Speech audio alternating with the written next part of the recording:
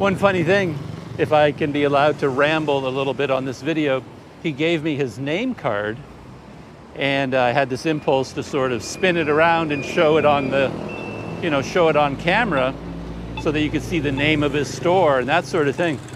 But I recently had an experience with YouTube, and I know now that you can't do that.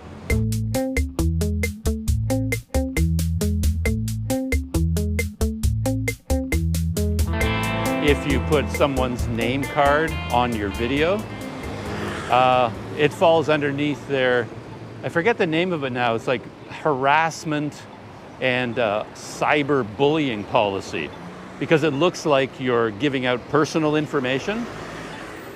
So it looks like you're cyber harassing or bullying. It's part of their cyberbullying, violence and harassment policy. And one of my videos got hit with a major strike on YouTube because I showed the tourist visa in my passport from Myanmar. And that visa stamp had no personal information on it at all, except I think maybe my passport number, and I blurred that out. So really for me, it was like a souvenir of my trip to Myanmar, just my visa stamp in my passport. And the YouTube computers focused on that, and they thought it was, the computer just concluded it was some kind of personal ID, and they said, I got an email from YouTube.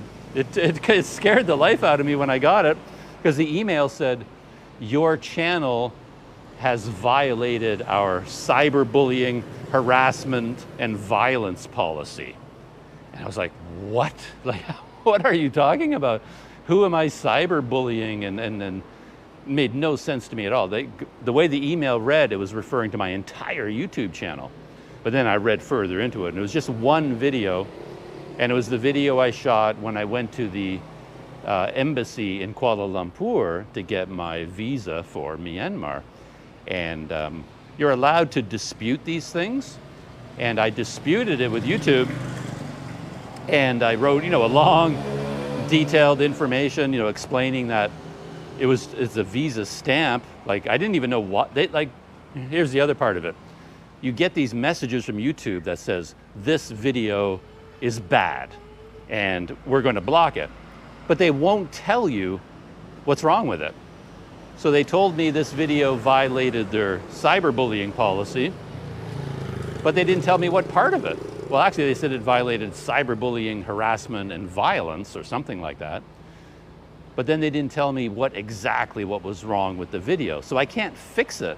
Like, there's no option to go into the video and remove whatever they say is violating their policy.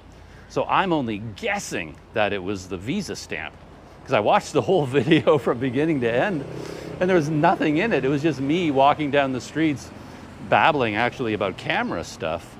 And I thought, what in the world? How could this be cyberbullying anyone? But then I saw that I put in the visa stamp, and I thought, oh, that's probably what it is. And I wrote to YouTube, using their system where you can dispute their charges, basically. You're basically put on trial by YouTube. So I disputed that and defended myself, and within, 2 minutes, I got an email beep, beep. I got a reply from YouTube and said, appeal denied. And the video is gone. It just disappears and it's gone forever, and you no longer have any access to it. It's such a weird thing when you live a YouTube life where you get an email out of nowhere saying you violated this horrible policy, and there's no appeal. You're put on trial. You're convicted of this, this violation, and then it's over. It's done with. There's nothing you can do about it.